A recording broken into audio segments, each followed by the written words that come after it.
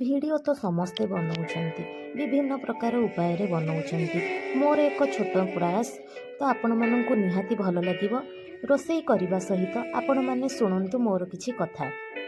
ଆପଣମାନଙ୍କୁ ଯଦି ଭଲ ଲାଗେ ତାହେଲେ ମୋ ଚ୍ୟାନେଲକୁ ନିହାତି ସବସ୍କ୍ରାଇବ୍ କରିବେ। ତ ଚାଲନ୍ତୁ ଶୁଣିବା।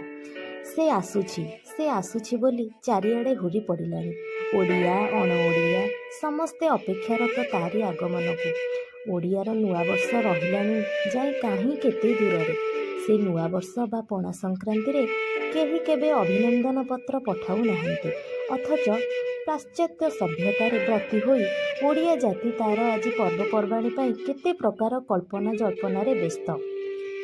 ସ୍କୁଲ କଲେଜରେ ପିଲାମାନେ ଚାନ୍ଦା ଆଦାୟ କଲେଣି ନବବର୍ଷରେ ବଣଭୋଜି କରିଯିବାକୁ। ଅସଲ କଥା ହେଲା ସ୍ଥାନ ନିରୂପଣ।